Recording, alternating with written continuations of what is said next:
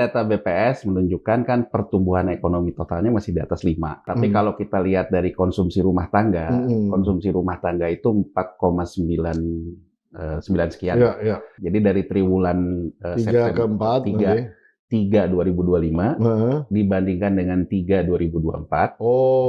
Nah, itu pertumbuhan terendah yang terjadi dalam 14 tahun terakhir. Pertumbuh atau anjlok? Turun. Data ini menunjukkan ekonomi tidak baik-baik saja. Redenominasi, kalau kita lihat dari angka psikologis, baru mengatasi persoalan teknikal. Kalau fundamentalnya tidak kita perbaiki, sama aja. Apa kesalahan di masa lalu? Belanjanya buruk. Udah uangnya hot money, uang panas bunga tinggi, belanjanya pun buruk, korupsinya buruk. Kita ingin mendorong yang namanya Menteri Keuangan ini pemberani dan out of the box. Saya memberikan challenge nih. Berani ya dia mengatakan bahwa saya akan mereview semua belanja di masa lalu. Kalau itu ada korupsi, saya akan minta Jaksa Agung penegakan hukum. Kalau itu terbukti, saya akan mengadakan pertemuan bondholder meeting. Dan saya akan meminta restrukturisasi hutang masa lalu dan haircut. Amunisi yang saya bawa apa? Karena belanja di masa lalu ada korupsi yang sudah ditetapkan hukum. Itu baru out of the box. Surat utang pemerintah SBN yang dikeluarkan bunganya 6-7%, itu membunuh sektor real. BI rate rendah karena inflasi rendah. Anggap aja BI rate-nya sekarang 4% atau pernah kita 3%. Tapi kalau pemerintah mengeluarkan surat utang kuponnya 7%, 2 kalinya dari BI rate. Perbankan nggak mau ke sektorial, ya jelas. Karena pemerintah, kalau kasih ke pemerintah aja, pemerintah kasih 7%. Lah kalau ke sektorial saya harus ngitung premi segala macam. Kan ngitungnya tidak dari BI rate. Ayahnya Purbaya mengatakan bahwa anak-anaknya boleh jadi apa aja, tapi jangan masuk ke politik. Survei yang terakhir yang elektabilitas dia naik itu menimbulkan masalah. Karena dia dianggap ibaratnya kebablasan masuk ke arena political branding. Kita tempatkan Menteri Keuangan adalah Menteri Keuangan. Jangan juga dibawa-bawa tentang Satrio Piningit, belum apa-apa udah jadi wapres. Belum jadi apa. Jadi akhirnya kita tidak punya yang namanya zakon kabinet. Padahal kan kita membutuhkan dia untuk bekerja.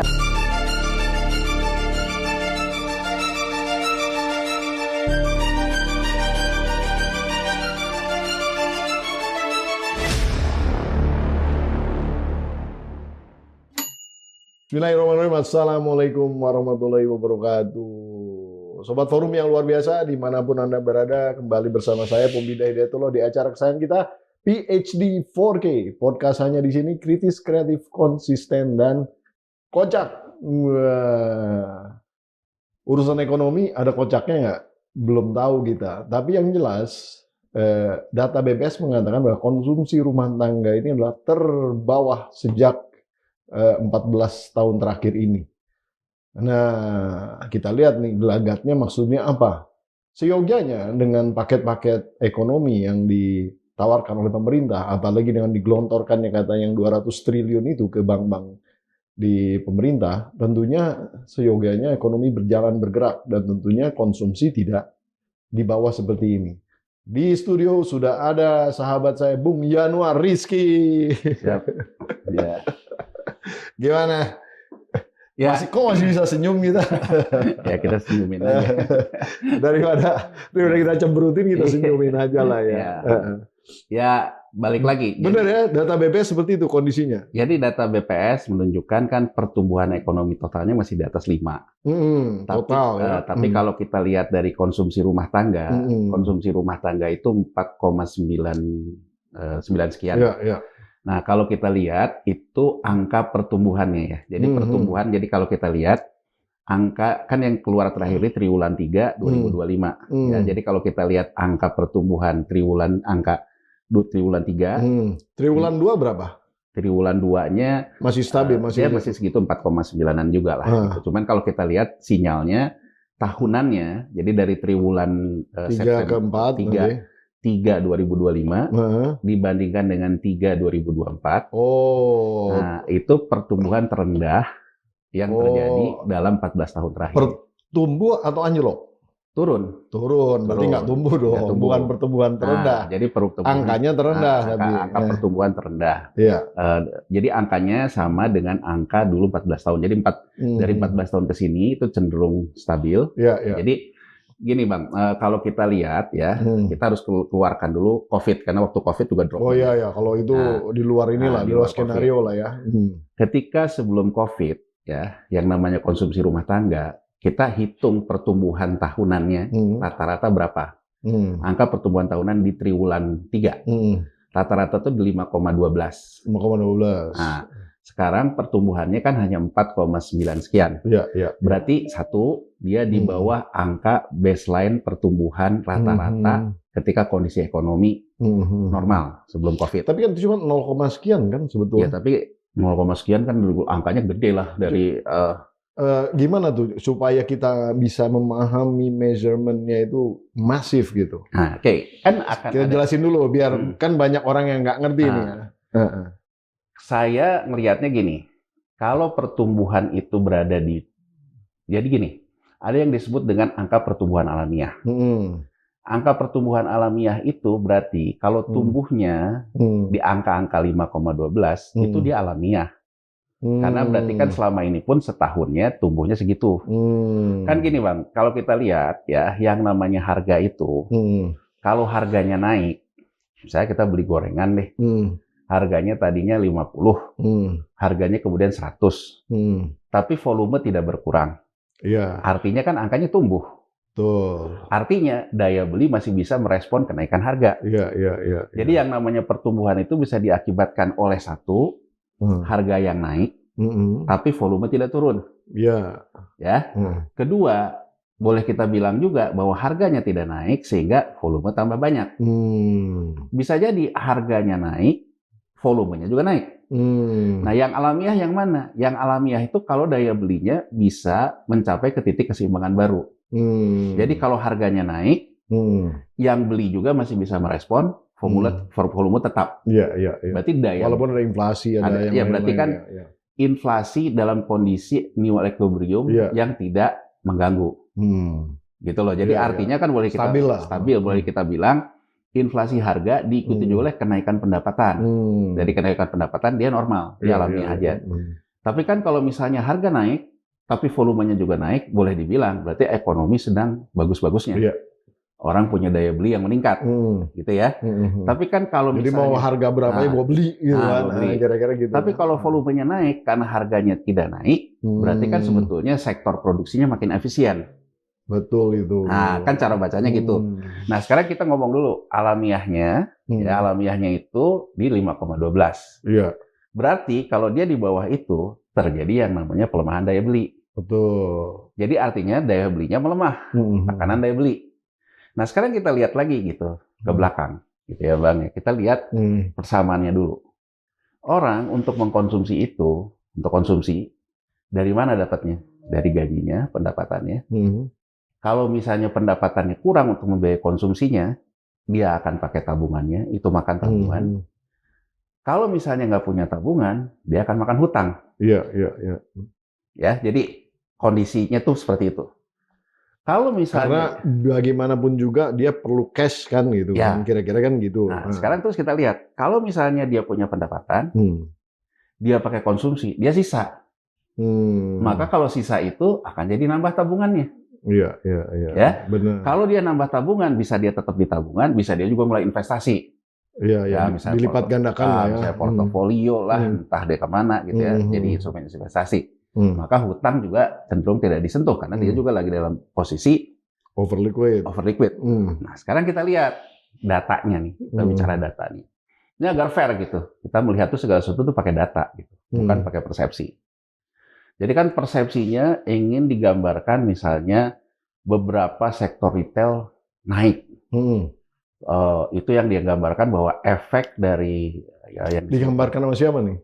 Ya nggak tahu siapa ya, tapi yang jelas digambarkan bahwa ada framing bahwa itu adalah purbaya efek lah. Oh. Saya nggak nyalahin Bang, bahwa intinya untuk membangun sebuah ekonomi itu maju ke arah yang diinginkan, harus ada kepercayaan dalam pembuat kebijakannya. Tidak ada yang salah dalam itu. Jadi saya juga ingin clear bahwa kalau misalnya Menteri Keuangan Purbaya melakukan branding untuk tujuan positif agar kebijakannya itu bisa diikuti, trust, itu nggak ada yang salah. Gitu loh. Ya. Tapi kita juga harus mengatakan apa yang terjadi. Gitu loh. Kalau cuman diambil piecemeal, sebagian-sebagian, misalnya ada retail yang ini naik dan kemudian itu yang dibesar-besarkan, menurut saya kita harus hati-hati. Karena jangan sampai kita jadi misleading. Karena misleading, Bang. Jadi kita salah membaca. Misleading dan misreading. Kita karena menyengajakan diri, membuat situasi misleading, karena kita cara bacanya juga salah. Nah, sekarang kita lihat. Tapi sebetulnya benar. Nah, makanya di sektor retailnya naik.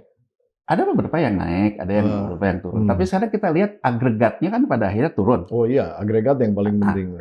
Sekarang kita lihat gitu. Kita lihat kemana kita melihat. Kalaupun misalnya orang tetap kan gini ya, mau beras naik, kita asumsikan bahwa orang harus makan nasi. Orang tak kapan beli, Bang. Ya, gimana caranya? Pokoknya harus ada beras di rumah. Beras. Makan gitu. Nah, kita lihat ketika harga beras beli naik, dia beli pakai apa? Kira-kira kan gitu. Nah, sekarang kita lihat angka makronya deh, karena kita nggak bisa satu komoditi. Ya. Angka makronya dari persamaan yang saya bilang tadi, konsumsi pertama kali harus dipenuhi dulu oleh pendapatan.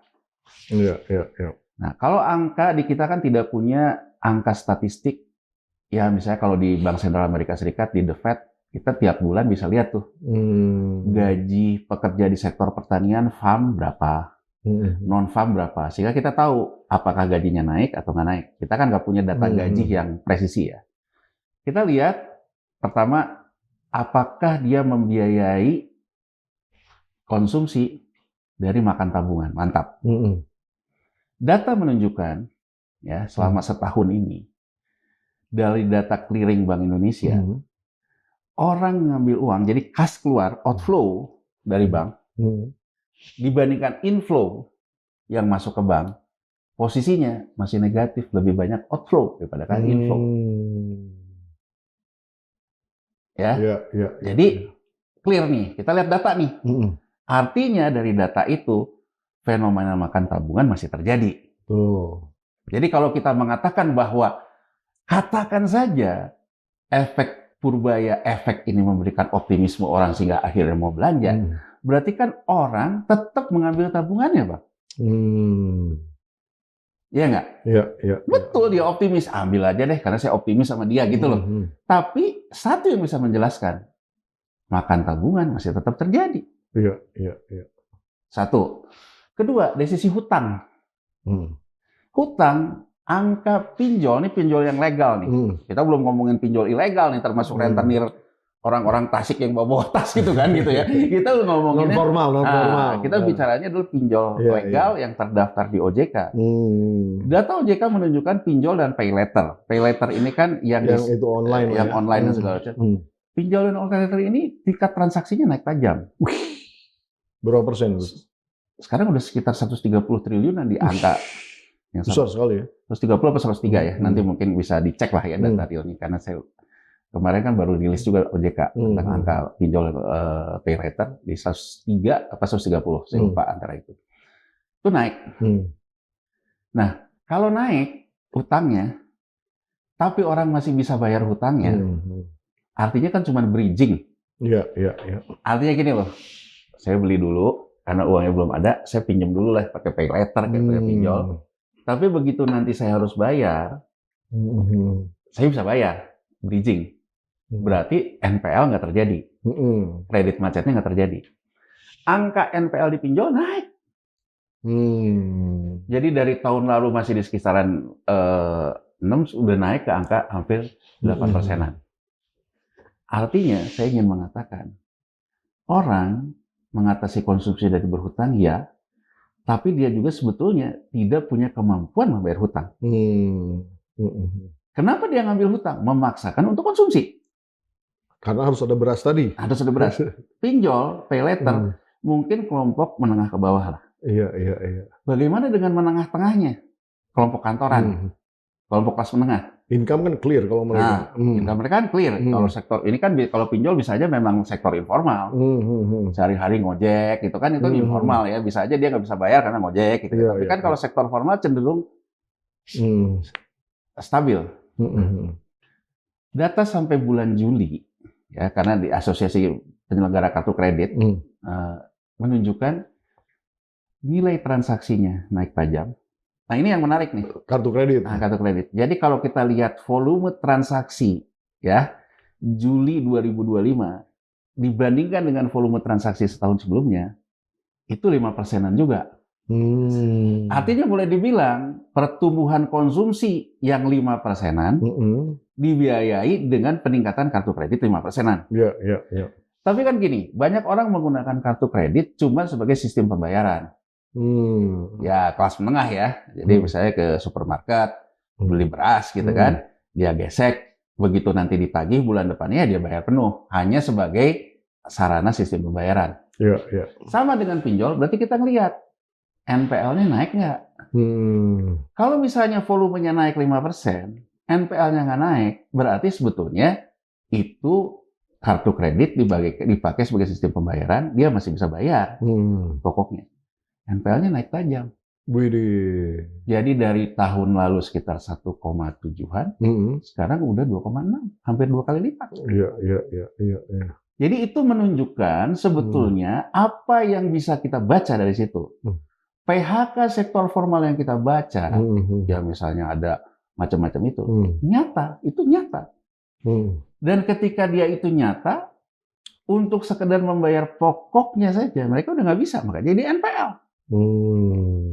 Nah, dari situ kita bisa baca apa situasinya nih. Situasi yang ada. Situasi yang ada mungkin tidak seoptimis ketika orang gegap gempita di medsos gitu. Data menunjukkan bahwa sebetulnya tekanan daya beli itu nyata. Memang di medsos gegap gempitanya kayak gimana? Oh iya kan, wah ini kan hebat nih gitu, apa positif gitu kan ya, kita nggak usah. Itu gegap gempita secara natural atau ada buzzers tuh? Ya menurut saya sih sistematis ya. Kita ngomong gini juga nanti di komen banyak yang nyerang nih, gitu kan, yang nyerang. Artinya ada buzzers gitu. Iya, jadi saya perhatikan ya beberapa misalnya ketika kita ngomongin data ini, saya selalu dikaitkan seolah-olah saya menyerang Purbaya secara personal, tapi nggak ada arti soal itu. Yang membuat istilah Purbaya efek dan sebagainya kan media. Iya. Gitu loh. Jadi saya nggak ada persoalan. Yang kita lihat adalah kalau misalnya kebijakan yang ditempuh oleh Menteri Keuangan Purbaya Yudi Sadewa disebut Purbaya efek, maka kita lihat datanya. Nggak ada soal sama Purbayanya gitu. Bahwa kalau soal Purbaya dia membangun trust, membangun segala macam, memang harusnya begitu. Ya memang begitu, tapi kan tugas kita sekarang membaca literasi dari data yang benar. Dari data yang ada, apakah betul itu terjadi? Jangan misleading. Dikarenakan misleading. Jadi jangan dikait-kaitkan. Kan kalau gini loh, bedakan antara pertarungan literasi dengan gelut politik. Gitu loh Bang, maksud saya gitu loh. Sudah ya keluar ya segelut. Jangan disamain dong. Kalau pertarungan literasi kan, dia membangun trust di sini, kita lihat, oh ternyata nggak gitu. Purbaya Sunda juga ya? Sunda juga. Jadi gelut politik. Tapi kan kalau misalnya ngomong, pokoknya harus terima. Bahwa dia adalah orang baik, satu piningit, itu gelut politik Bang. Bukan soal, bukan soal ini. Jadi maksud saya kita clear dulu nih, agar kita ini menjadi bangsa yang waras gitu loh. Karena kan pada akhirnya hidup kita pada ujung-ujungnya, kita gini loh, saya selalu ditanya, misalnya beberapa, terutama yang kelompok atas gitu, tanya ke saya, Yanuar ini gimana nih? Angka pertumbuhan ekonomi solid segala macam gitu. Saya ke beberapa bilang, ya Bapak sendiri ngasanya gimana Pak? Kalau Bapak merasa ekonomi itu solid, tumbuh, berarti Bapak bagian dari apa yang dicerminkan oleh BPS. Tapi kalau Bapak merasa bahwa, saya lebih buruk dari tahun lalu, tapi saya merasa masih sejahtera, ya Bapak bagian dari orang yang optimis. Tapi kalau Bapak merasa bahwa, saya udah turun ke bawah, saya juga udah susah cari sumber lagi. Susah segala macam. Ya berarti Bapak susah. Nah sekarang kan tinggal kita cari. orang yang dalam posisi ini berapa banyak? Sebanyak mana? Sepanjang yang saya tahu, beberapa pengusaha gitu ya, kebanyakan itu memang merasa susah betul. Dan dia merasa memang likuiditas tidak simsalabim begitu saja. Ada juga, waduh susah. Untuk nahan pegawai nggak di PHK aja susah gitu. Ini kan realita gitu. Nah realita ini kan harus kita bedah agar kita bisa membangun optimisme itu dengan baik. Gini loh, saya tertarik. Saya misalnya selalu ingat yang dikatakan oleh Gus Dur. Gus Dur tuh bilang gini, sebaik-baiknya negara, pemerintahan, kalau masyarakatnya tidak tergantung ke pemerintah. Itu Gus Dur. Iya.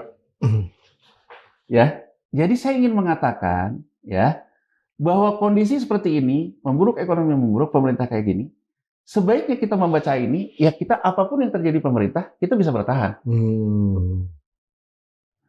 Ke pemerintah kita sampaikan, banyak orang yang hidupnya membutuhkan intervensi pemerintah untuk dia bisa bergerak. Iya. Ini biar clear nih, gitu loh, bahwa kita tidak ada intensi membawa-bawa ini ke gelut politik gitu. Benar nggak? Jadi artinya, kalaupun juga kita sekarang mengatakan, Purbaya efek itu ternyata datanya tidak sebaik itu, ya tentu ini bagian dari kita berkomunikasi dengan pengambil kebijakan, baik itu Menteri Keuangan maupun Presiden. Ini harus berubah loh, tidak bisa hanya sekedar membangun narasi. Karena ternyata ada hal-hal yang fundamental harus diperbaiki kan. Nah, jadi Bang Pompi, kalau menurut saya gitu ya, data ini menunjukkan ekonomi tidak baik-baik saja. Di forum PhD4K juga, ya, ketika Maret, ya, apa yang saya katakan? Menteri Keuangan Sri Mulyani Indrawati selalu menyanggah, mendenial soal pelemahan daya beli. Paling itu kerasa banget kan sebenarnya. Kerasa. Data yang saya pakai tetap sama. Fenomena makan tabungan. Ya, kita juga bisa ngerasain mall sepi itu. Terus apa namanya istilahnya yang orang-orang yang jalan-jalan aja nggak beli-beli itu apa tuh? Rojali. Rombongan jarang beli gitu kan. Di Maret kan itu yang saya katakan di PhD4K. Menterinya masih Sri Mulyani. Sekarang data yang keluar udah berdasarkan yang menterinya udah ganti. Ya saya juga, masa saya terus melihat data pelemahan daya beli masih ada gara-gara Purbaya saya katakan, oh enggak, itu dulu Sri Mulyani, nggak bisa gitu dong. Jadi artinya ketika di Maret, saya selalu mengatakan Menteri Keuangan Sri Mulyani Indrawati selalu mendenial pelemahan daya beli. Tugas dia lah, karena Menteri Keuangan mungkin harus begitu ya. Kalau tugas kita ya kita memang memberikan yang apa adanya. Sekarang saya juga mengatakan kepada PYS, Menteri Keuangan PYS, dan juga para fansnya, ya kan? Saya ingin mengatakan bahwa data Maret, ketika posisinya SMI, Q1, data triwulan 3, Q3, menterinya udah periode Sadewa, kita masih mengalami masalah yang sama. Terjadi pelemahan daya beli. Indikatornya dari mana? Bahkan indikator di triwulan 3 ditambahi. Angka pertumbuhan rumah tangganya sudah terendah dalam 14 tahun terakhir. Artinya kan dari Maret ke sini terus terjadi pemburukan. Ya kan? Betul, di bawah baseline-nya. Kemudian fenomena makan tabungannya masih terjadi, NPL-nya masih naik. Jadi menurut saya sinyalnya masih belum menunjukkan ke arah yang baik. Yang baik. Nah, yang mengeluarkan statement itu adalah Menko Perekonomian, Pak Erlangga. Jadi saya baca, menurut Pak Erlangga, nggak usah takut soal konsumsi rumah tangga ini. Nanti di triwulan 4 akan naik lagi. Ya saya tahu. Karena ada Natal, Tahun Baru. Bukan. Karena di Oktober sampai Desember ini pemerintah mau ngasih BLT lagi. Ada jaring pengamannya. Nah, kalau BLT masuk kan nanti naik tuh beberapa sektor kan, nanti konsumsi rumah tangga naik. Tapi saya ingin mengatakan ke Pak Erlangga. Tapi itu yang dibeliin pemerintah, artinya yang beli pemerintah kan. Ya, artinya menurut saya akan lebih punya efek BLT, likuiditas ke M0, dibandingkan kita bicara 200T yang dijodohkan oleh Purbaya ke Bank Himbara. Iya. Ini kan fakta nih. Kalau ke Bank Himbara kredit, panjang efeknya panjang. Tapi kan kalau BLT dia kena KM 0. Makanya kan saya di sini pernah ngomong juga gitu. Kalau memang tujuannya ingin basahin likuiditas mah kasih M0 aja, nggak usah. Erlangga nonton kali. Nggak tahu lah. Tapi saya juga ingin nonton pas kita ngomong gitu kali ya. Tapi saya juga ingin mengkritisi, memberikan BLT, bansos dan sebagainya, betul. Itu untuk beberapa kalangan terdongkrak lah. Tapi kan sustainability-nya nggak ada. Sustainability nggak ada. Jadi cuma one shot, one time aja gitu kan. Dan saya ingin mengatakan ke pemerintahan Prabowo Subianto. Jadi saya ingin mengquote apa yang dikatakan oleh Zhu Zichuan. Zhu Zichuan itu adalah gubernur Bank Sentral Cina. Dia pidato di depan mahasiswa-mahasiswa di Beijing. Ya, tahun 2007. Juli 2007 itu kan terjadi gagal bayar kredit perumahan Amerika. Walaupun belum terjadi krisisnya. Krisisnya kan di September 2008. Di akhir tahun 2007, si Zichuan tuh bilang gini, dunia ini pertarungan isu. Jadi menurut Zhu Zichuan, dalam pertarungan isu itu, banyak orang yang memang membangun situasi misleading. Jadi kalau didengar itu, dia luar biasa. Dia bagaimana waktu itu membedah siapa Ben Bernanke. Ben Bernanke itu gubernur Bank Sentral The Fed. Dari mulai pada saat itu. Dari mulai cara moneternya, cara melihat inflasi, bagaimana Cina bisa kena waktu di 2005 karena permainan harga minyak segala macam. Nah dia bilang jangan misleading. Kurang lebihnya ginilah, kurang lebihnya. Jangan melihat Amerika sekarang gitu, kita keprok nih. Menjatuh nih. Jadi menurut dia, kita tetap harus waspada. Karena kadang-kadang krisis bagian yang memang diciptakan untuk tetap menjadi dominan. Ya, dia bilang, kenapa kita tidak boleh misleading? Kita nggak boleh misleading, dia bilang. Salah baca. Ya kan? Ya. Nah, saya ingin mengquote itu, Mas Bang Bobi. Jangan kita hanya karena ingin membangun semua itu baik-baik saja. Bahkan mungkin ABS, asal Bapak senang. ABS. Ya, asal Bapak senang. Oh, Pak, nggak ada apa-apa, Pak. Ekonomi baik-baik saja. Ya kan? Kita menjebakkan diri kita dalam sebuah misleading karena kita misreading. Saya ingin mengatakan, misreadingnya di mana? Soal kelas menengah, Bang Bobi. Iya. Saya ingin mengatakan, Menkyu Purbaya Bisadewa mengatakan, sejak ada saya, ini data yang dia bilang, optimisme naik tuh. Yang bilang Indonesia cemas, udah hilang. Saya setuju aja. Mungkin orang di kelas menengah, kemuakan dia melihat birokrat, kemuakan dia melihat pemerintahan masa lalu, kemuakan misalnya ini, di-entertain oleh statement-statement dan gaya Menteri Keuangan. Ya kan? Disikat semua orang. Ya. Transmisi ini datang ke dalam optimisme orang tentang kemuakan dia dalam struktur birokrasi. Ya. Tapi saya ingin tanya, orang-orang ini, kalau situasi ekonomi kayak gini terus, dari NPL kartu kredit aja kita udah bisa ngelihat kelas menengah tertekan. Iya. Artinya kalau kita tidak bisa mendeliver, memberikan pendapatan ke kelas menengah, sehingga kelas menengah tidak lagi makan tabungan, tidak lagi menunggak kartu kredit, soal waktu dia akan berbalik. Jadi kalau sekarang dia masih ibaratnya belum kena ke dompetnya karena mungkin tabungan masih ada.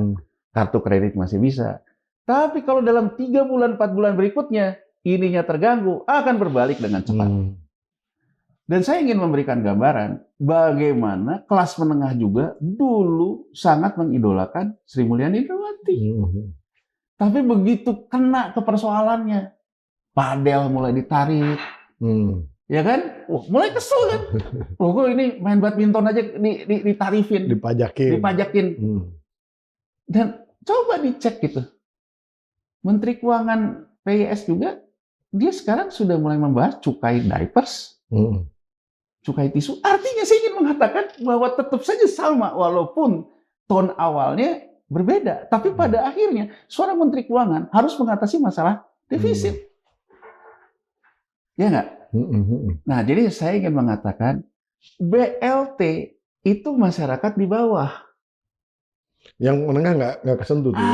Yang menengah nggak kesentuh. Tapi kan ada kelas menengah yang misalnya berdagang, barang-barang kebeli dong sama BLT itu. Iya, tapi kan dengan lihat daya belinya melemah. Iya dong. Iya. Dengan lihat daya belinya melemah kan, artinya kan gini loh. Kalau BLT diberikan ke bawah, yang bawah ini berarti kan bukan dapat dari transaksi kelas 1 kelas di atasnya, Bang. Iya, betul. Dia dapatnya tuh dari bantuan. Langsung. Dia akan pakai untuk diri dia. Belanja pun di sekitar dia. Ya nggak? Yang sininya nggak dapat. Yang sini berharap dari mana? Yang kelas atasnya belanja. Profilnya kelas atasnya lebih milih nyimpan emas sekarang dibandingin harus investasi karena dilanda ketakutan. Iya. Jadi saya ingin mengatakan kita harus hati-hati loh. Jadi saya berharap jangan denial lah. Tekanan kelas menengah kita itu nyata. Iya. Dari data outflow uang keluar dari bank lebih besar dari inflow, makan tabungan. Dari data NPL kredit macet di kartu kredit naik di tengah transaksi juga naik. NPL pinjol pay later naik di tengah transaksinya naik. Berarti tekanan daya beli itu naik. Solusinya apa? Ya naikin pendapatannya agar mereka bisa hidup lebih baik konsumsinya tanpa harus makan tabungannya kemudian habis gitu.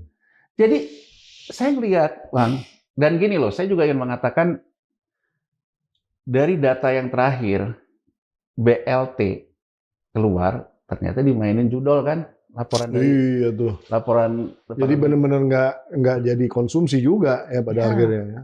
Jadi artinya hentikan bermain-main persepsi. Kita butuh transformasi struktural.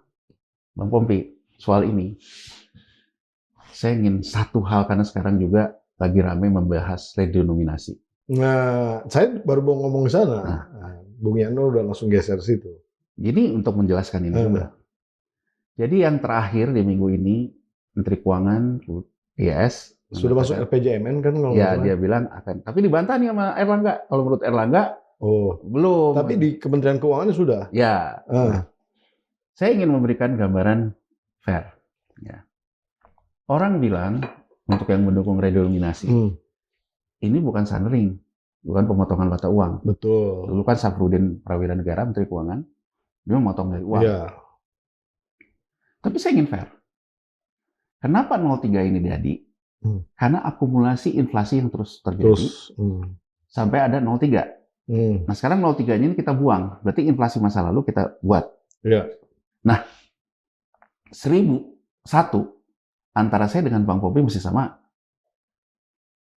menganggap satu. Tapi kalau misalnya saya punya transaksi sama Bang Pompi, dulu harganya 1000, dia bilang 1. Saya bilang ini 1 nih. Bang Pompi bilang enggak nih, kayaknya gue tak nilainya nggak segini deh. Gagal, jadi sendering. Ini yang terjadi di Zimbabwe. Iya. Nah, salah satu yang dianggap berhasil itu Turki tahun 2005. Ya. Jadi psikologinya juga ada di dalam konteks membuat harga jadi naik juga. Betul.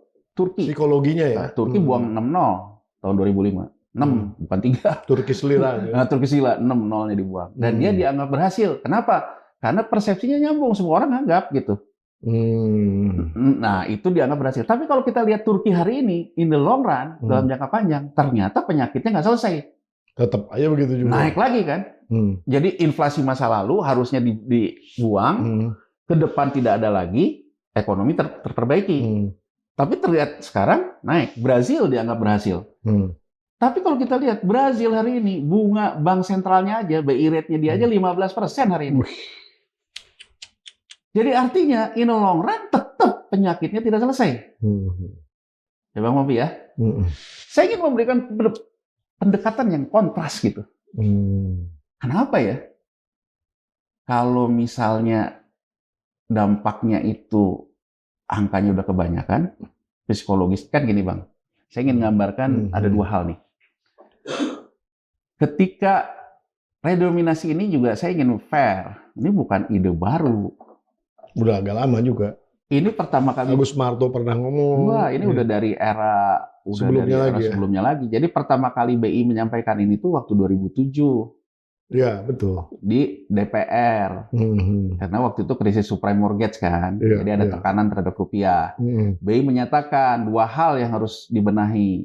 Devisa hasil ekspor harus masuk dan redenominasi. Sekarang saya ingin memberikan gambaran. Gini loh Bang. Sekarang ya, posisi hari ini deh. Rupiah 16.600. Ya. Kalau saya geser 1% aja. Itu udah 160 poin. Ringgit Malaysia hari ini 4,1 terhadap US dollar. Iya. Satu tiknya 0,0041. Kalau saya sekarang tukang goreng duit, capek deh gitu 0,041. Kapan kayanya gua? Jadi angka yang besar itu mendorong hasrat spekulasi yang besar terhadap mata uang kita. Itu kenapa bisa menjelaskan isu redenominasi ini selalu muncul setiap rupiah dalam tekanan. 2016 kita dapat tekanan rupiah. Waktu itu gubernur BI-nya Agus Martowardoyo. Bahkan waktu itu 2017 sudah masuk prolegnas. Tapi kita kemudian lupa lagi lah. Gitu. 2023 juga sempat waktu masih KKSK-nya pemimpinnya Sri Mulyani. Ya sempat. Dan jadi lagi sekarang Purbaya. Nah, saya ingin lihat gitu. Seingat saya, akhirnya pemerintah merestui redenominasi ini 2011. Presidennya Susilo Bambang Yudhoyono. Itu lewat MP3EI-nya zaman Hatta Rajasa dan sebagainya. Dan seingat saya waktu itu staf khususnya Pak Hatta ya Pak Purbaya ini. Sekarang PSN lah ya.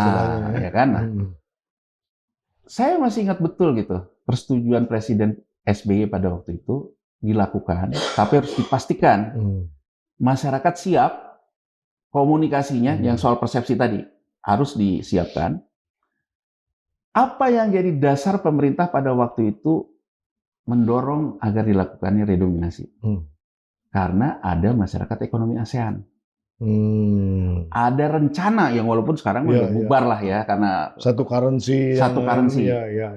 Jadi kalau kita lihat pada waktu itu Bang Pombi, currency kita dengan nolnya 3 dibandingkan Malaysia yang 1 digit, Singapura, Thailand baht dan sebagainya, peso. Maka sebetulnya kalau nanti ada satu mata uang bersama, hancur kita. Tersandering oleh kondisi itu. Sehingga pada waktu itu, oke deh, kita redenominasi aja. Saya terus bertanya gitu. Yang angkanya 03 di ASEAN ada lagi, Vietnam dong. Ya? Saya pikir, kenapa Vietnam nggak mikir ya redenominasi? Saya ingin membuka ini untuk membicarakan tadi. Bang Pombi, hari ini yang namanya Vietnam dong itu 26.000 tapi US dollar. 26.000? Iya. Kita 16.700 lah. Ya. Volatility ataupun pergerakannya suku bunga pasar uang Vietnam dong ya dengan US dollar itu ada di 4%-an. Ya 4 segitulah. Ya rata-rata. Kita 6%-an.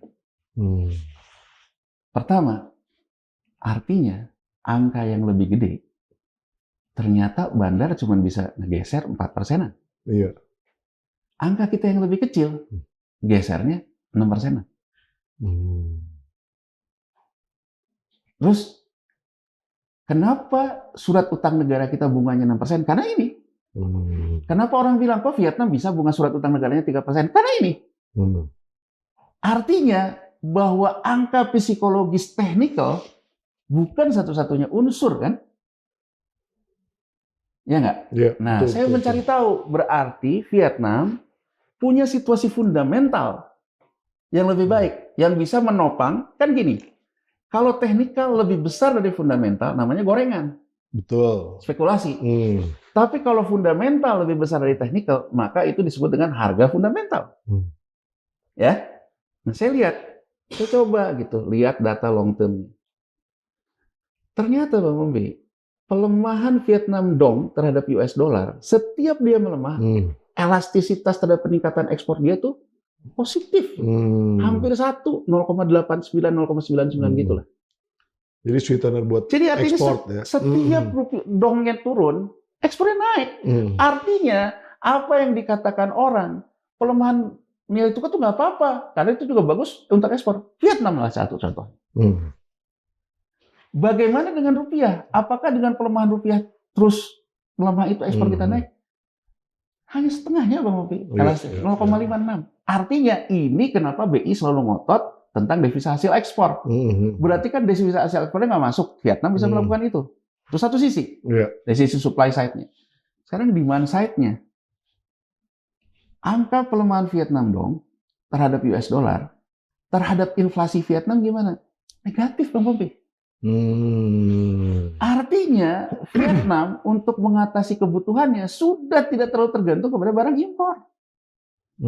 Kita setiap pelemahan rupiah dampaknya terhadap inflasi kita positif.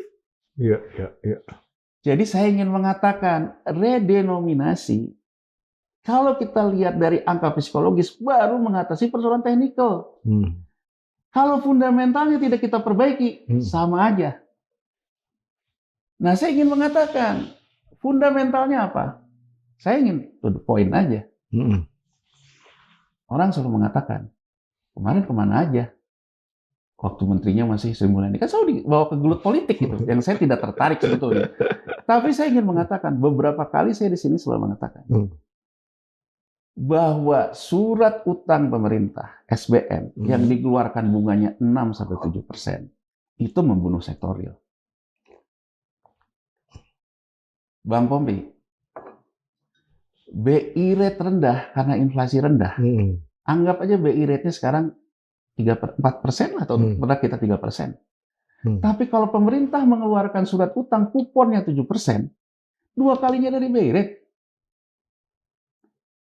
Bunga yang ada di pasar, emang bunga BI rate? Ya bunga kupon juga jadi bunga. Bunga acuan. Perbankan nggak mau ke sektor real, ya jelas. Karena pemerintah, kalau kasih ke pemerintah aja, pemerintah kasih 7%. Lah kalau ke sektor real harus ngitung premi segala macam. Kan ngitungnya tidak dari BI rate. Ya nggak? Nah, saya berpikir, kan kondisi yang sama terjadi di Vietnam dulu, bukan ngomong hari ini. Jadi ketika Vietnam di era-era itu juga sama, volatilitasnya tinggi, tapi sekarang dia bisa turunin. Kok dia bisa ya kayak gitu? Nah ini yang dikatakan itu loh. Dulu saya ingat betul ya, dulu orang selalu bilang, jangan anti hot money. Jadi Bang Pompi, kalau kita lihat kembali ke dulu nih, kembali ke tahun 2008 gitu ya. Di sini nggak ada hot money, Hotman Paris. Isunya itu kan selalu begitu. Ekonom itu dihadap-hadapkan dengan neolib, anti neolib. Nah, kelompok yang mendukung sistem pasar mengatakan, jangan anti sama hot money. Yang penting hot money itu bisa kita dinginkan. Cool. Itu dulu, coba aja cek Google. Di belakang tuh dulu itu debatnya. Debatnya itu hot money, nggak apa-apa, asal bisa didinginkan. Sekarang saya tagih nih, janji antar pemerintahan nih. Pasca reformasi nih. Habibie, Gus Dur, Megawati, SBY, Jokowi. Kalau sekarang investasi hari ini untuk masa depan, berarti apa yang terjadi hari ini akibat investasi masa lalu. Artinya, cita-cita narasi yang dibangun dulu, hot money jadi uang dingin itu omong kosong dalam kajian hari ini. Mungkin tambah panas kali. Nah, artinya apa? Kita berani ngambil uang dengan bunga tinggi. Karena kondisi volatilitasnya tinggi, 6-7%. Tapi kita tidak mampu memperbaiki struktur ekonomi kita. Berbeda dengan Vietnam. Dia ambil dulu, tapi kemudian dia punya belanja dari uang hutang itu memperbaiki struktur ekonomi. Terutama transformasi sektor pertanian, dan kemudian ke industri ya. Berapa kali kita coba ngomong duren, ngomong apa kan ya. Jadi artinya ini yang disebut duren bener, bukan duda keren. Bukan, durian bener. Artinya kan hot money diambil, tapi sama dia memperbaiki struktural ekonomi. Artinya kalau sekarang saya ditanya, apa kesalahan di masa lalu? Belanjanya buruk. Udah uangnya hot money, uang panas bunga tinggi, belanjanya pun buruk, korupsinya buruk. Nah, kalau sekarang orang mengkaitkan, wah ini ide redenominasi dari Menteri Keuangan Purbaenang bisa Sadewa ini out of the box, isunya pun bukan isu baru. Ini tujuannya untuk narikin dana-dana. Ini yang nggak setuju tuh, yang belain oligarki, omong kosong. Saya ngomong gitu. Tapi bener sih, di luar kotak. Sudah keluar dari kotak Pandora. Oh iya, malah Bang Pompi. Iya. Buat orang yang benar sekarang lihat, sekarang kita baru ngomong bandingin sama US dollar loh, belum bandingin sama emas loh. Kalau tujuannya begitu ini dipotong, emang jadi miskin? Enggak lah, mereka pegangnya emas, pegangnya US dollar, sehingga akhirnya uang panas itu, uang koruptor balik lagi. Enggak. Nah kalau sekarang kita mau ngomongin uang koruptor balik lagi, bukan itu terapinya dong. Ya itu penegakan hukum lah. Nah, jadi maksud saya, kalau sekarang kita ingin mendorong yang namanya Menteri Keuangan ini pemberani dan out of the box, saya memberikan challenge nih. Pasti berani lah. Ya kan? Berani ya dia mengatakan bahwa saya akan mereview semua belanja di masa lalu. Kalau itu ada korupsi, saya akan minta Jaksa Agung penegakan hukum. Kalau itu terbukti, saya akan mengadakan pertemuan bondholder meeting dan saya akan meminta restrukturisasi hutang masa lalu dan haircut. Amunisi yang saya bawa apa? Karena belanja di masa lalu ada korupsi yang sudah ditetapkan hukum. Itu baru out of the box. Artinya Menteri Keuangan PYS yang selalu mengatakan jangan percaya asing, jangan percaya IMF. Saya sekarang tantang, berani nggak merubah apa yang dilakukan oleh LOI IMF ketika krisis moneter? LOI IMF itu mengatakan kita menjadi devisa bebas. Iya. Karena Vietnam juga bukan devisanya devisa mengambang loh, bukan devisa bebas. Jadi berani nggak kita mengatakan saya akan review buat undang-undang devisa bebas tidak lagi, tapi devisa terkendali misalnya. Nah, kalau udah posisinya kayak gitu, itu baru out of the box. Nah, tapi oke lah, kita kan tidak sedang baik-baik saja, itu clear sekarang kan. Nah, pertanyaan sekarang dengan mindset seperti ini, kan memang tugasnya mereka ini tadi tetap harus optimis dan lain-lain. Tapi dari segi kebijakan-kebijakan kayak paket-paket kebijakan ekonomi yang ditawarkan itu sebenarnya akan jawab nggak dalam kondisi, maksudnya gini, dalam kondisi yang tidak baik-baik yang kita lihat ini, apakah itu relevan gitu kira-kira? Saya anggap relevan kalau permainan ini permainan strategis. Jangan short term. Jadi gini loh, di depan mungkin saya bahas sesuatu yang remeh-temeh, yang penting netizen seneng. Iya. Tapi di belakang saya kerjain, Bang Pompi, reformasi strukturalnya. Bukan mau entertain terus. Bukan sekedar omon-omon. Iya. Jadi bisa saja saya di depan begini, wajah saya begini, tapi di belakang saya melakukan pembenahan. Iya. Misalnya saja, ya idenya adalah saya ingin membuka gini pandangannya. Tadi saya kan bilang haircut dan sebagainya. Deng Xiaoping tahun 1978 di banyak jurnal-jurnal ekonomi ilmiah mengatakan sebenarnya Cina itu apa sih yang membuat Cina seperti ini? Itu dianggap adalah revolusi budaya yang dilakukan oleh Xiaoping tahun 78. Xiaoping membuat bahwa di masa lalu yang namanya belanja pemerintah itu korup harus dihilangkan, dan dia menghukum mati geng of four, 4 orang itu, salah satunya istri Mao Zedong. Nah, Bang Pompi, mohon maaf nih, kemarin Menteri Keuangan PYS ini mendapatkan euforia luar biasa karena dia mengatakan soal WUS. Di banyak orang ini memang isu politik terkait dengan Presiden Jokowi kan. Iya. Tapi kalau kita menghentikan tentang isu belanja di masa lalu yang korupsi itu kita hentikan, yang menghentikan siapa? Yang menghentikan kan Presiden Prabowo sendiri. Saya rasa di satu sisi Presiden Prabowo mengatakan perang melawan korupsi, tapi menurut saya, mohon maaf nih Pak Presiden, kalau Xiaoping dulu betul-betul dia melakukan antara kata di pidato dengan revolusi budaya memang dia lakukan. Jadi kan kalau memang mengatakan saya tidak akan memberikan ruang gerak kepada koruptor, menurut saya dia akan mendukung ketika Menteri Keuangannya sedang mencoba mereview tentang belanja di masa lalu. Ya kan? Yang terjadi malah berbeda kan? Ya? Malah langsung saya ambil alih. Enggak, saya kalau soal tentang bahwa negara ini tetap harus membayar segala, saya setuju aja. Tapi kan membayar itu bisa juga dengan haircut, Bang Pompi. Restructuring dengan segala macam, dan restructuring itu kan butuh penegakan hukum. Itu satu. Kedua gitu, kalau kita menganggap mau memasukkan uang dalam sistem yang disebut dengan uang oligarki lah orang segala macam. Kenapa Kak kita melakukan penegakan hukum? Nih gini nih. Oke deh, kita buat deh pengampunan deh. Tapi uangnya dibalikin, tapi penegakan hukum terjadi kan? Nah, menurut saya Bang Pompi, kalau ini dilakukan, benar nih, bahwa kita melakukan revolusi budaya seperti yang dilakukan oleh Cina. Bahwa negara ini menjadi negara bersih, korupsi di masa lalu dihentikan dengan hukum yang jelas, ya kita mungkin tidak perlu sedrastis Cina lah. Kita bahkan mungkin bisa pengampunan asal duitnya dibalikin seperti maunya presiden, tapi penegakan hukum. Ke depan kita mau redenominasi kayak mau apa kayak akan bermulai sesuatu yang bersih karena dimulai dari situ.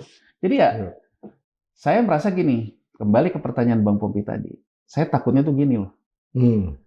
Ini apa yang dikatakan itu memang kegeeran berlebihan. Nggak ada yang dikerjain. Harapannya nanti persoalan selesai sendiri.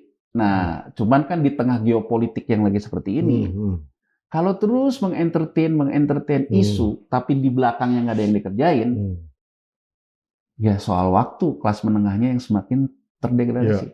Dan saya ingin memberikan sinyal bahwa kelas menengahnya yang tertekan ini kan sudah kelihatan sekarang baru seperti ini. Kan kalau terus kita biarkan tidak ada intervensi kebijakan, jatuh ke bawah. Terus ke bawah. Sehingga akhirnya apa yang dikatakan beban pemerintah pun bertambah. Akhirnya jadi krisis sosial kan karena sesuatu yang kita biarkan. Jadi saya ingin mengatakan jangan misreading. Ya kan, bahwa Anda ingin membangun narasi untuk membangun trust, silahkanlah. Tapi Anda jangan misreading terhadap kondisi fundamentalnya. Kalau dia katakanlah mau ngerjain, dia nggak perlu cerita-cerita, boleh dong? Oh boleh, sah-sah aja. Justru itu yang diperlukan. Sah-sah aja. Jadi kalau sekarang juga orang mengatakan bahwa seperti kita ini, ya kita memang nggak punya kerangka kebijakan. Misalnya saya tahu bacanya gini. Saya kemukakan apa yang saya bicarakan. Ada yang komen misalnya. Tapi negara ini juga nggak akan selesai oleh ekonom kayak saya yang ngomongnya pesimis terus. Enggak dong. Karena saya memang di luar pemerintahan. Iya. Saya hanya membantu pemerintah membaca, siapa tahu nggak membaca apa yang saya baca, dan saya juga memberikan literasi kepada publik bahwa ini seperti itu. Tapi kalau saya di pemerintahan, mungkin saya juga nggak akan ngomong, Bang Pompi. Tapi bukan berarti saya tidak baca kan? Saya harus baca kan? Dan saya harus kerjakan untuk mengintervensi. Bedanya apa? Kalau di pemerintahan saya nggak perlu ngomong, saya kerjain karena saya memang berkuasa. Tapi kalau di luar kan, satu-satunya kontribusi kita adalah memberikan literasi, memberikan bacaan kepada pemerintah. Kan gitu Bang Pompi ya. Kita agar proporsional nih. Jadi maksud saya agar pemirsa PhD Forky ini juga kita jangan terjebak ke gulus politiknya gitu. Tapi ini sebenarnya kan banyak kejadian ya yang memang mengindikasikan ya Purbaya ini juga lagi pengen masuk politik. Ya munculnya survei, dia termasuk yang tinggi juga, lebih tinggi dari Gibran malah, gitu kan. Nah, itu gimana itu? Nah, itu positif nggak ke ekonomi? Kita ngomongnya nggak usah ngomong politiknya lah. Ya, menurut saya ingin mengingatkan Menteri Keuangan PS, ya mungkin ke pribadinya ya, ke Pak Purbaya, ya, Pak Purbaya Disadewa. Belajarlah juga dengan apa yang terjadi di Bu Sri Mulyani Indrawati. Gitu juga untuk para fansnya. Bu Sri Mulyani Indrawati ketika pertama kali jadi Menteri Keuangan itu dalam posisi reshuffle menggantikan Pak Yusuf Anwar. Ya, betul. Apa yang dilakukan nggak ada beda sama Pak Purbaya. Orang juga tepuk tangan semua. Dia juga kemudian masuk ke dalam isu kemuakan masyarakat terhadap birokrasi, saja ke belakang. Ada korbannya kok. Dirjen Pajak, Dirjen Bea Cukai. Sama juga dengan sekarang show yang dilakukan oleh Menteri Keuangan, Purbaya.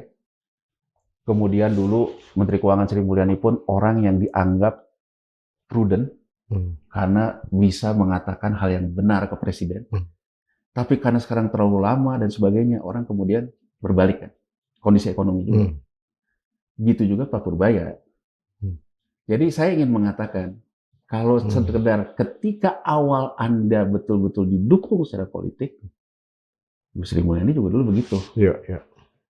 Tapi kalau by the time, berdasarkan waktu, Anda tidak bisa membangun yang namanya stabilitas berkelanjutan dari kelas menengah, Bu Sri Mulyani yang dulu sangat didukung oleh kelas menengah yang sama juga yang membenci dia.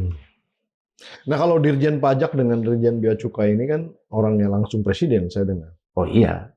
Berarti kan ini kan akan menjadi sesuatu persoalan tersendiri nggak dalam konteks? Ya, saya ngelihatnya nggak tahu. Artinya kan gini, artinya kalau zaman Sri Mulyani pasti orangnya dia kan diangkat. Nah kalau sekarang gimana? Dia kan ada nunjukin ini juga bahwa nggak usah ada wamen deh. Dirjen Pajak sama Dirjen Bea Cukai langsung di bawah saja biar cepat selesai kan gitu-gitu. Nah, saya nggak tahu ya bacaannya. Cuman kalau saya ngelihat gini nih bacaan ya, analisa ya. Jadi saya ada yang menyampaikan juga Pak Bobi ke saya. Dia kasihlah ke saya artikel di cnnindonesia.com. Artikel itu dia bilang ini, baca deh ini gitu. Saya baca di situ intinya adalah narasumbernya keluarganya Purbaya. Tidak disebutkan siapa, hanya disebut keluarga saja. Keluarga itu mengatakan bahwa intinya adalah jangan bawa-bawa Purbaya ke politik. Oh, bagus dong. Nah, intinya di artikel yang saya baca itu juga. Pesannya itu ke siapa itu kira-kira? Nah, keluarga itu mengatakan bahwa katanya ayahnya Purbaya mengatakan bahwa anak-anaknya boleh jadi apa aja tapi jangan masuk ke politik. Nah, yang saya baca dan ya nanya-nanya kanan kiri gitu ya. Katanya survei yang terakhir yang elektabilitas dia naik itu menimbulkan masalah. Oh. Karena dia dianggap ibaratnya kebablasan masuk ke arena political branding. Iya. Dan kalau kita lihat dalam beberapa hari terakhir setelah ini agak turun dia tensi ke arah-arah yang kontroversial lah ya, kontroversial dan menaikkan brandingnya ya. Jadi kalau menurut saya sih, ya saya juga ada juga sih yang bilang ke saya, jangan bawa-bawa ke politik. Ya saya sepanjang yang saya tahu sih nggak pernah ngomongin politik. Yang saya baca adalah data di balik orang itu, bukan orang itu. Iya.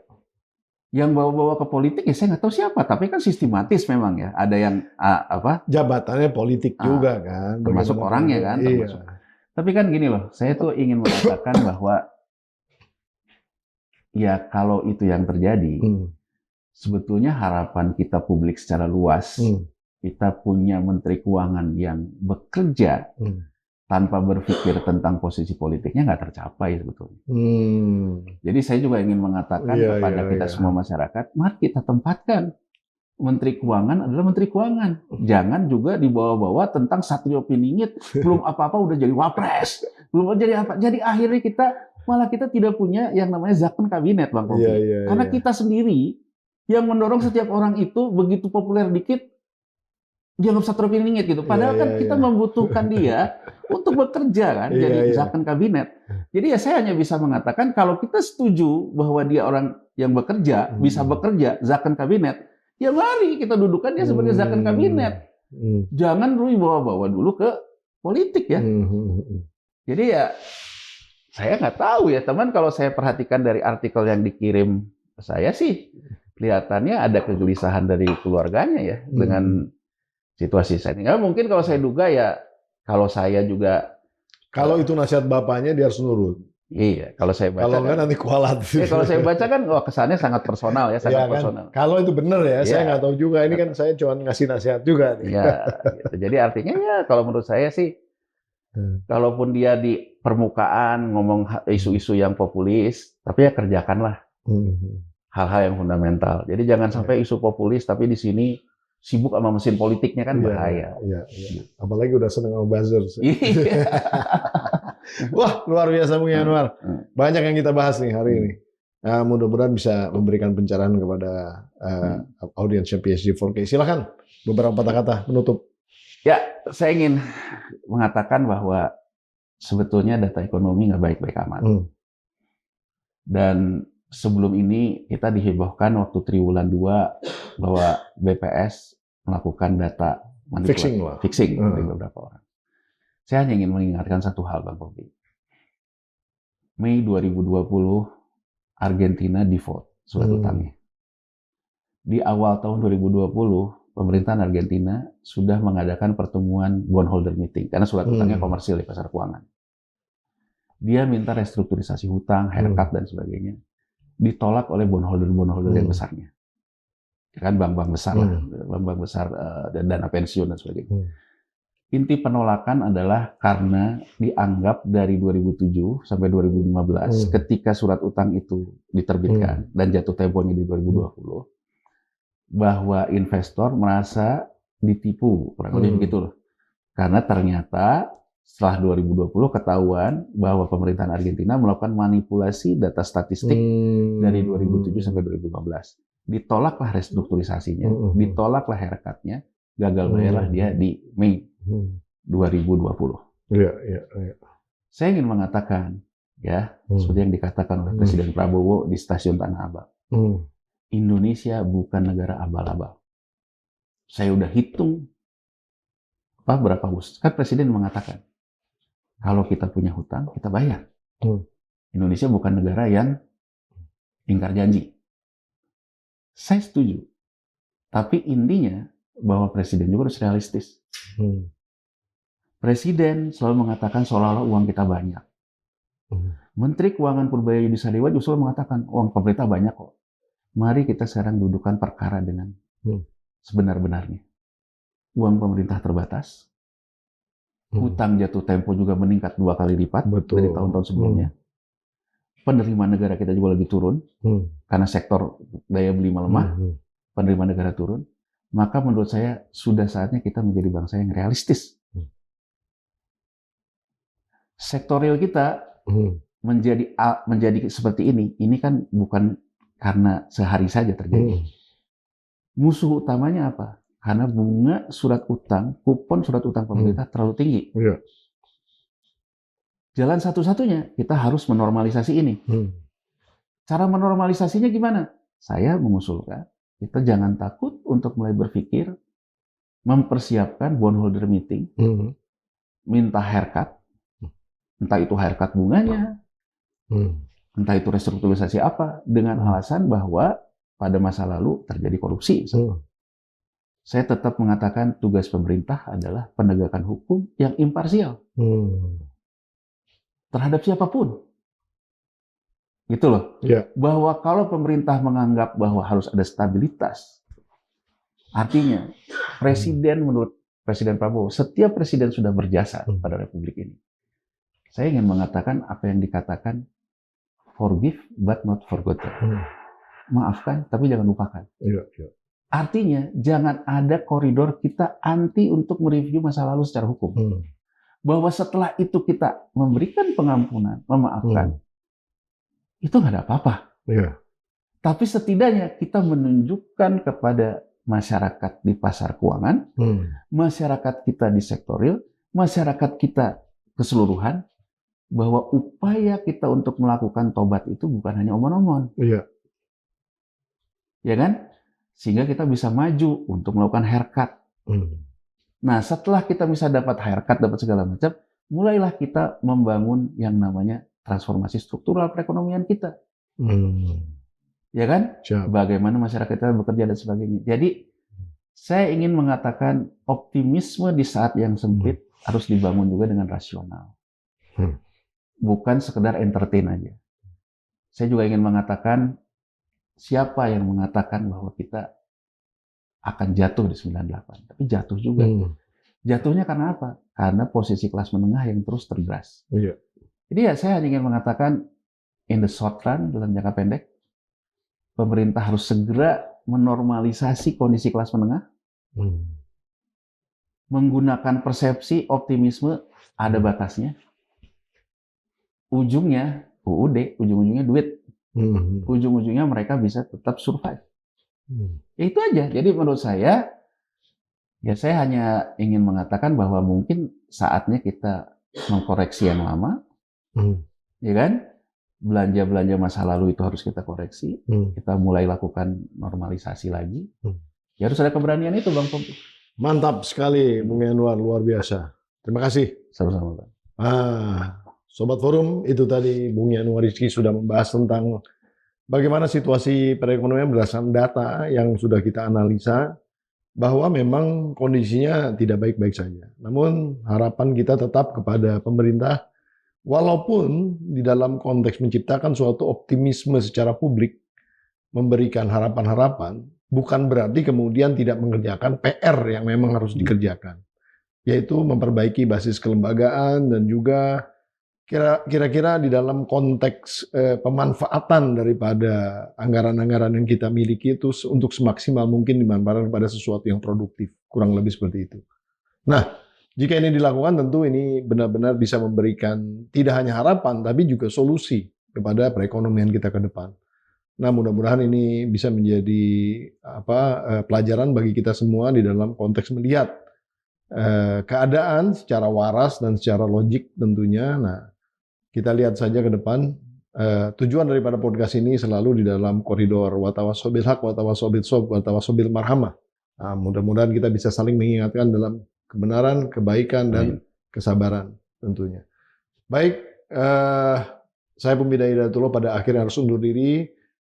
Nonton terus PhD 4K, podcast hanya di sini, kritis, kreatif, konsisten, dan kocak. Sampai di episode berikutnya. Wassalamualaikum warahmatullahi wabarakatuh. Luar biasa. Siap.